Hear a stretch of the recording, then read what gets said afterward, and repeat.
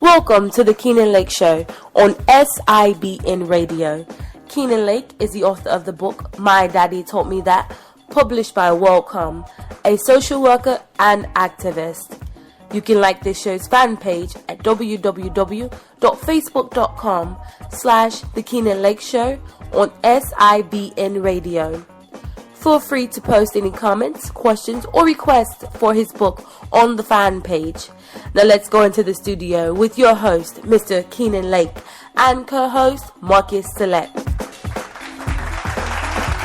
Well, thank you so very much for joining us again for the Keenan Lake Show right here on SIBN Radio. And, of course, by all means, we have Mr. Keenan Lake in the studio. Mr. Keenan Lake, how are you doing today? Coach, I'm doing wonderful today. Wonderful. It's a beautiful day here in Asheville, North Carolina. The sun is shining, and I'm happy to be here today. Yes, sir. And finally, we had a stop and desist order on the rain. Okay. Exactly. I think Georgia was getting the same weather that we were getting here in Western North Carolina, man. I think that rain has been killing us all summer long. Yeah, it's been constant, man. But we're talking today about the political effect on single-parent families. And so let's get right into it. Thank you to all of our viewers who are listening live and on demand. But, Keenan, what you got on your mind today?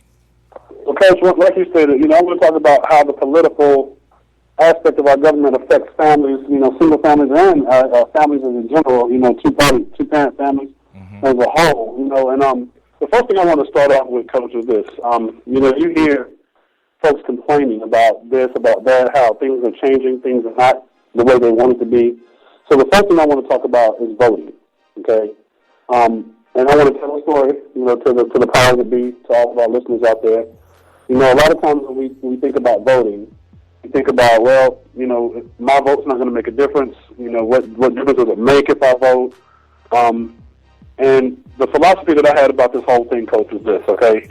The very first time that I've ever voted, I was probably a sophomore, junior in college, something around in there, and it was the 2000 election, the very first year that Bush had ran for office. And I never forget, my dad, both my parents actually, but my dad, he had a strong voice and basically telling me that I'm going to vote. Okay, so here I am, 21 years old, 20 years old, something around that way, and my dad's like, if you're going to get out here and vote, you need to start taking this stuff more serious. And so my words to him was, well, Pop, what difference does it make? Whether I vote or not, they're going to put in office if they want to. So a lot of times we think that's true, and in some cases I think that, you look at the whole Bush thing, how, his brother was down there in Florida with the whole scandal with that, and then, some people may very well have proof and may have, signs or whatever you want to call it, that that's the truth. But what I want to say is you cannot complain about anything if you're not out here voting. So whether they stick people in office, whether they don't do it, I think we need to get out here and make our voices heard. We need to vote because I'm not sure if you know what's happening, what's going on in North Carolina, Coach. I'm not sure if you know what's going on with our state as of yet. No, I'm not completely informed. Tell me what's going down. Well, Coach, we've been making, North Carolina has been making national news with a lot of the laws that have been passed. Of course, we're now a Republican state after being a Democratic state. So things have been changing dramatically here in our state. And what I mean by that is, like, laws have been passed, and we've been having these rallies, every Monday in different cities, like Raleigh-Durham area. They had one here in Asheville, North Carolina, a couple of weeks ago, and I was protest about what's going on. So, for example, they're changing the way the whole Medicaid system and the financial assistance system works. So now you have to take certain drug tests to be able to be allotted for these things. The way the voter access stuff are going, they're doing it with that. The Obamacare, the Obamacare has been, the healthcare has been affected. So, we're like one of the first states to kind of oppose Obamacare and try to do statewide implementations, to try to get that whole thing turned around and do away with, which is I think it's going to affect 500,000 individuals as far as healthcare. So we have been making these radical changes in our state, and it's because of the way we voted. Now, let me tell you another thing. 2, maybe 3 weeks ago, we had the rally here on Monday. It was a protest. I think 10,000 people showed up showed out to protest about what's been happening, primarily with what's going on with our state. That Wednesday, that Thursday, they had another political event that took place where either the senator, the governor, somebody of that state came up to talk about Obamacare and oppose Obamacare. And I think what happens is this: when you're here in Asheville is a predominantly white town, but it's a pretty well-to-do town. We have, I think, per capita, if I'm not mistaken, these are numbers taken back in maybe 2005, somewhere around in there. But per capita, Asheville County is the richest city in America because of Biltmore Forest, because of all of that. And so it's a place where people retire. There's a lot of money flowing around here in Asheville. And with that being said, they thought that they were going to come up here and get the response that they did.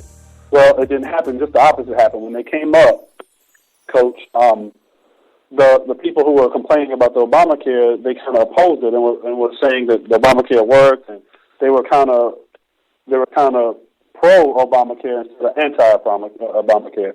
So that didn't even make local news here in our town, but it did make MSNBC and all that kind of stuff. So yeah, bringing this back home, if you're talking about politics, first and foremost, you have to understand that politics shape the decisions that are made, the laws that are passed.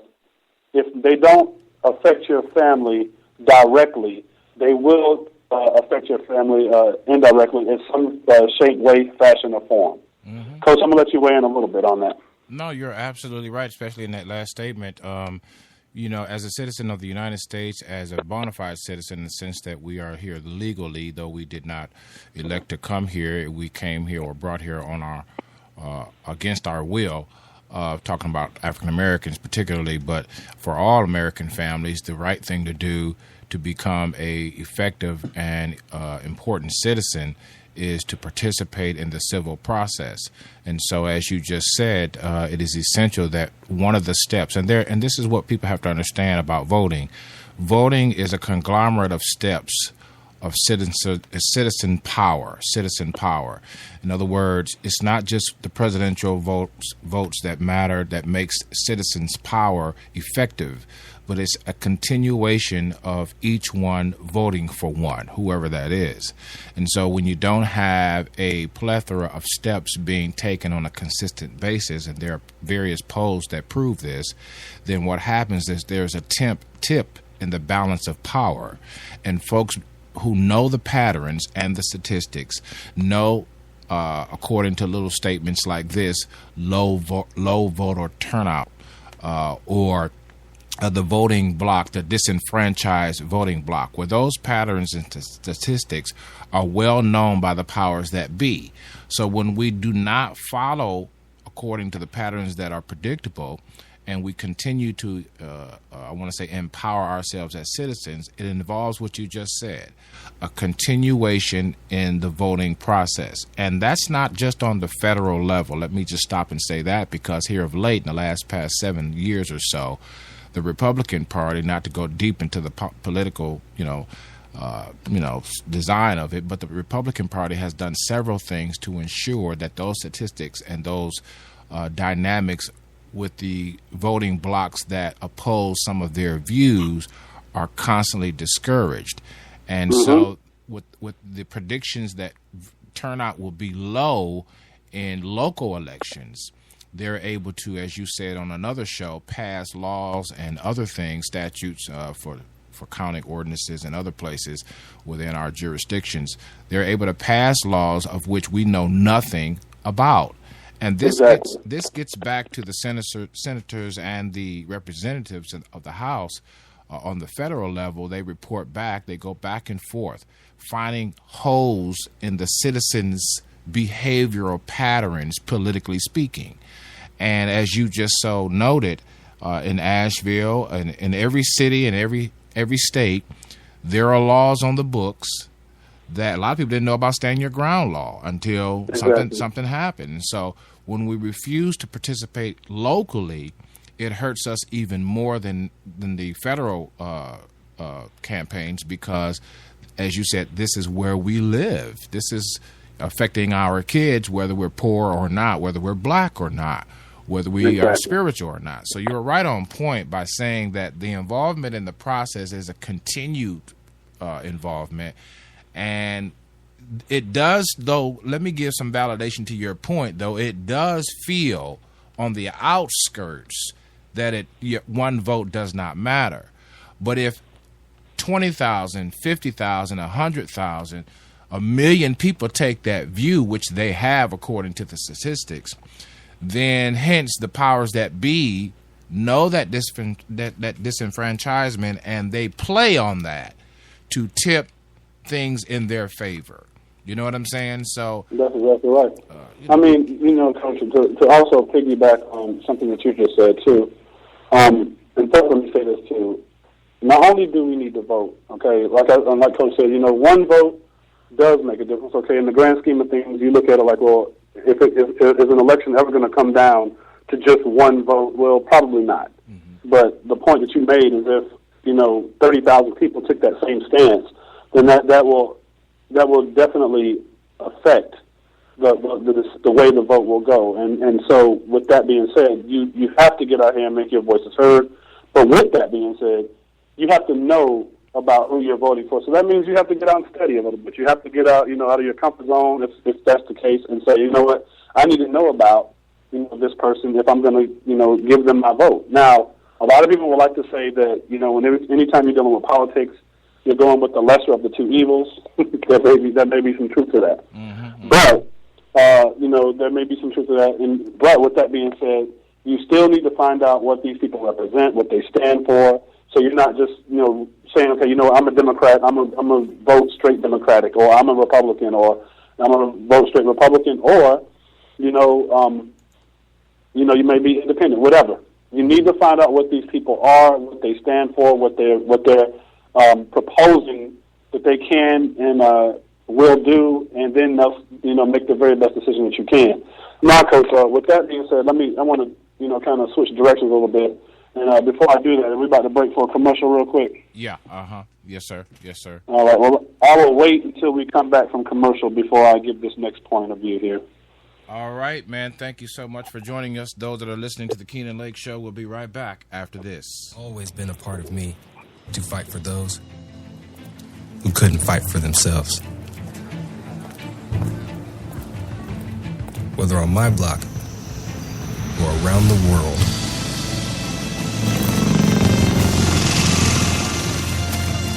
My name is First Lieutenant King, and I move toward the sounds of those who are in need of help. The few, the proud, the Marines. Entry invalid. Mode. Mode.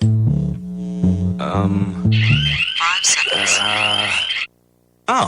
The Windows Phone 8X by HTC on Verizon. It features easy-to-navigate live tiles that are simple to customize. Just pin what matters most right to your home screen. Exclusively with DataSense, a feature that makes the most of your plan. Only on Verizon. Thank you for joining us today for the Keenan Lake Show. We know you will be empowered as you consider the content shared by Mr. Keenan Lake, co-host Marcus Select, and our guests. For more information about Mr. Keenan Lake, please visit www.mydaddytaughtmethat, and feel free to email us at lake@mydaddytaughtmethat.com. Books can be ordered from Mr. Lake by calling 828-582-2261. Until next time, you've been listening to the Keenan Lake Show on SIBN Radio. Ustedes están escuchando SIBN, transmitido por Salet USA TV.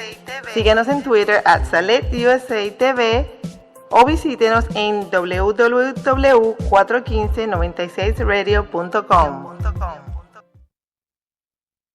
SCGPW. That's right. The Select USA TV Collabo Media Groups and Partners Worldwide for a limited time has opened up its membership to the general public. Now you can collaborate worldwide with media conglomerate SIBN Television and Radio. If you want to join free of charge for this limited time offer, then visit www.WeSupportSelectUSATV.com. That's right, we have programs, benefits, service, and so much more to offer to our members exclusively at SCGPW.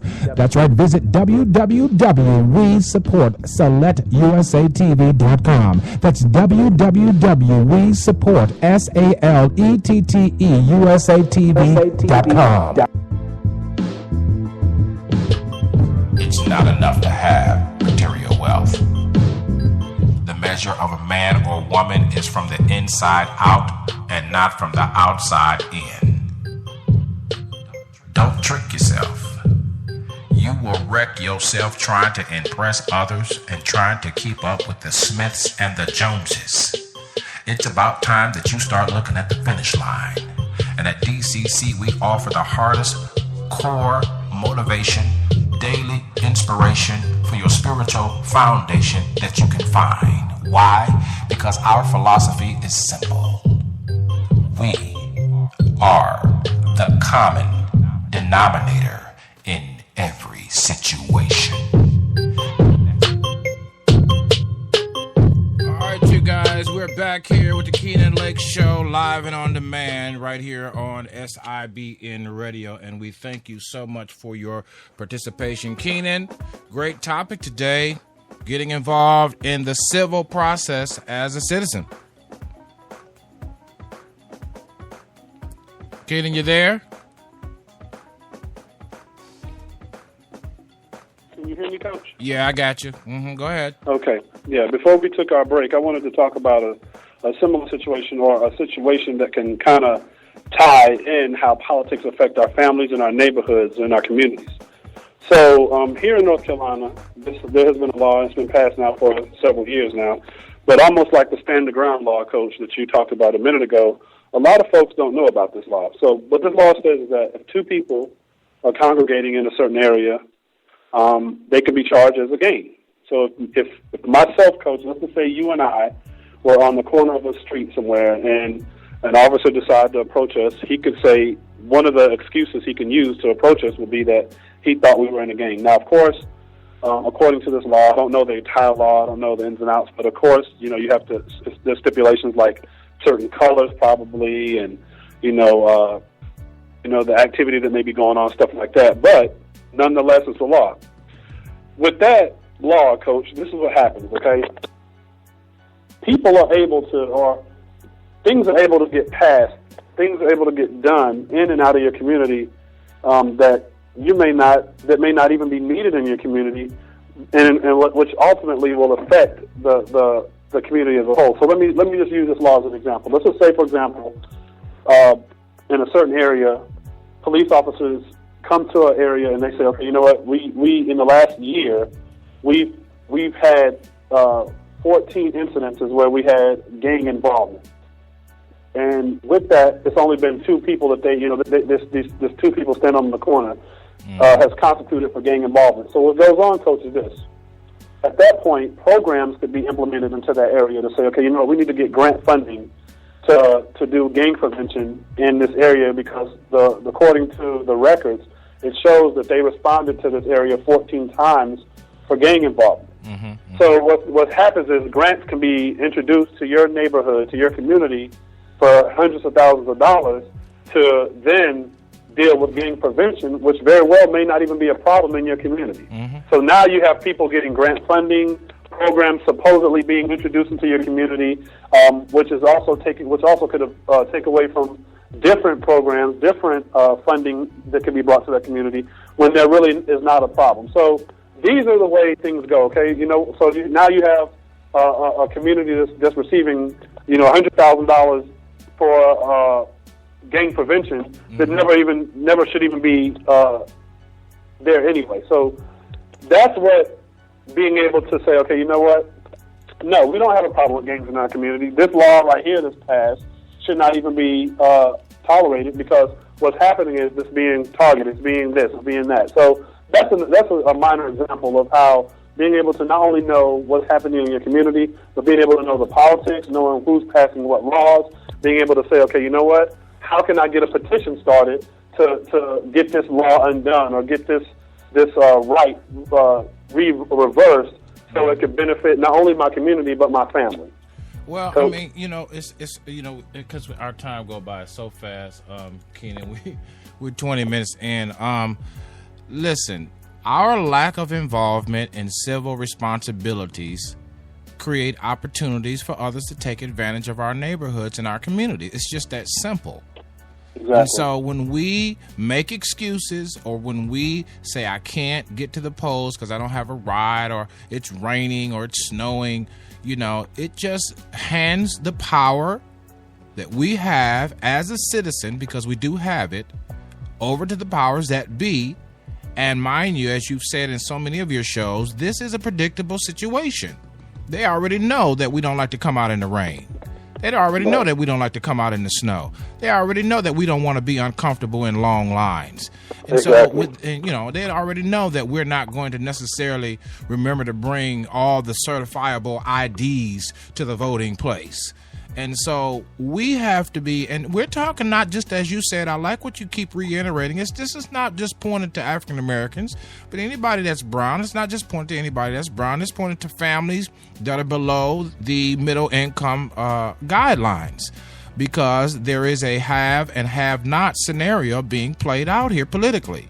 And so it's That's correct. essential for everyone that is listening to the Keenan Lake Show, understand that our civil participation in the process, whether it be political, whether it be municipal, whether it be our schools, our participation in these processes lends a voice to the powers that be that says we do not want our neighborhoods and our communities to be used as guinea pigs for testing, for prison privatization, and on and on and on, for drug experimentation. I mean, don't get me started. I'm trying to keep calm all day about this, but are sitting at the house chilling because you work 2 jobs or because your kids got on your last nerves is no excuse for not. Take your kids with you.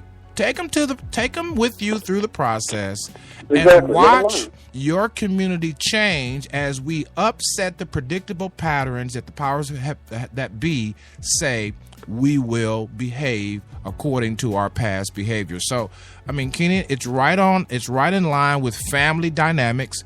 It's right in line with us being a great citizen of whatever country, particularly the United States of America.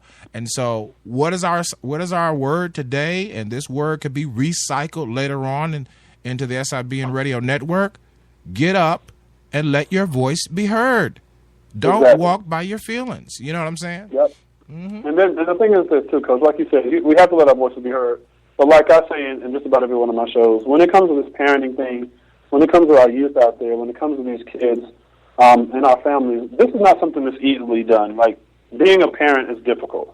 Being able to manage a family, primarily in today's society, with a million things going on. You have the media, you have the social media network, then you have your family different dynamics. You have a billion and one things to deal with. Right. So the burden can't be placed all on you, but at the same time, if you don't allow your voice to be heard, if you don't allow your circumstance to at least try to change, then we shouldn't have any room to complain. The other thing is this: if we don't allow our voices to be heard, they won't change. Like Coach just said earlier, folks, this is not a black and white thing. This is a have and have not thing. Okay, and what we're starting to see is that the ones who have want more.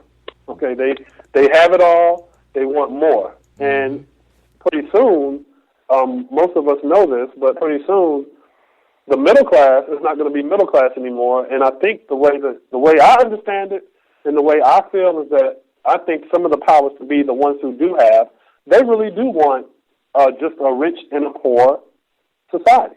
They don't want any more middle class. They want it rich and poor. So, and let me just break this down, folks. Those who have the money, those who have the means, if they can continue to have the means, they can continue to pretty much be like Burger King, have it their way. And the ones who don't have it, we have to accept what's given to us. So the scraps on the table that'll be given to us, will have to accept that. So the way we have to deal with this is not about getting mad and going out fighting and stuff. We fight with our voices, and we fight with being able to understand, first and foremost.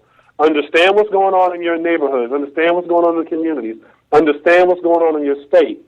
And then, from that standpoint, be able to say, okay, you know what? This is what I agree with. This is what I don't agree with. And this is what I want to see changed. And have the knowledge and the wherewithal to go out there and say, okay, you know what? I know I can't get out here and speak by myself, but if I start a petition, or if I start this, or I get enough people to come with me, our voices can be heard. Yeah. I mean, with the last presidential election, we saw that we have the capacity.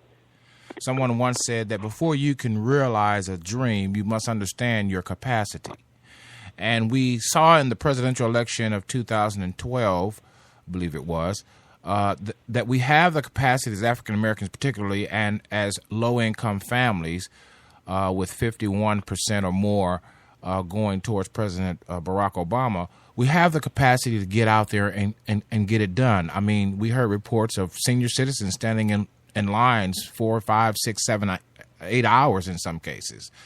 But it showed our the capacity for our resilience, our determination, and if we can translate or transpose those skills to the local level. You see, because the Republican Party has already won, though they didn't win the presidency in 2012, they've been winning for the past 7 years in the states because folks just don't see the full picture of what you're talking about, Keenan. They don't understand that while you are going for the gusto on a national level, your local communities are being snatched. Exactly. And for those who don't know that, take a look at my state. Okay, my state, North Carolina, has been, if you look over the last 2 to 3 months now, we have been on national news for a lot of the changes that have gone on here in North Carolina, which have affected a lot of families. I mean, it's been amazing to how this has happened so fast. But with that being said, for those who voted, they voted in the people who are doing this now. And for those who haven't voted, because we didn't vote, we were not allowed to do it. And that's what's going on. Exactly. The word for today is make your vote your voice and make your voice your vote. Simple and plain. And do whatever it is that is necessary, because the erosion of the lower classes of people, which statistics show that they have no connection with the 1%, none at all. Not even in career moves, they have no connection. I mean, plans have been talked about by various think tanks about how to integrate so that the 1% will have more empathy and more, compassion for the America that we've known. But unfortunately, as you just well stated, that the greed and the lack of laws that will catch the greed that goes on seemingly legally, to rob, that's what lawyers are all about, is finding the loopholes and exploiting those loopholes according to the law, that they may be able to write more laws or more rules that advance their causes, whatever their causes are. Not to say that all 1%ers are that way, but the point of the matter is this, that there is a push back on this communal, global compassion to help your neighbor. That is eroding very fast. Yeah. And before we leave, I know we're about done here, but before we leave, let me give a quick example. A law that was passed just last week, here in North Carolina, it was a unanimous decision by three of the top judges here in our state. Now people or those who are deemed as sexual predators no longer have to be registered as a sex offender to get on social media networks. So they said it's against their constitutional rights. So basically what they did was allow sexual predators to be able to access all the things that our children are on, Facebook, Twitter, Instagram, all these things without notifying the powers to be that they have or have been registered as a sex offender. So like you just said, Coach, for people to pass these laws, I work with children every day. This is going to open up a lot of problems. This is going to create a lot of problems for our youth, because what we're going to find out in the next several years is that sexual predators are using these avenues to target children. But what the people who make these laws say, and what they do is this: they say, I don't associate the people that I hang around with, the 1%. We don't associate with these kind of people. Exactly. We go to country clubs. We go to places that sexual predators will never be. Mm-hmm. So they don't understand the impact that a decision like this will have on the other 99%. Some people will be affected by this. Mm-hmm. Some people may get hurt by this, mm-hmm. but it won't be anyone that we associate with or that we know or that we're related to. That's true. Well, listen, we want you guys to visit www.mydaddytaughtmethat.com for more information about the Keenan Lake show, about the book, and also about the programs. Whatever you do, tune in. And also follow the Keenan Lake show at, Keenan, give that Twitter one more time. The Twitter is the KL Show. The Facebook page is Keenan Lake, the Keenan Lake Show. That's on Facebook, and also Keenan Lake. That's my own Facebook page. You can go there as well. Hey, and then don't forget, let us hear from you. If you have a topic that you want Keenan to talk about, let us know right there on the Facebook fan page, the Keenan Lake Show on SIBN Radio, and let them know also on Twitter. Follow Keenan Lake on Twitter, and don't forget, whatever you do, tune in. This is the coach. Keenan, stand by. All right.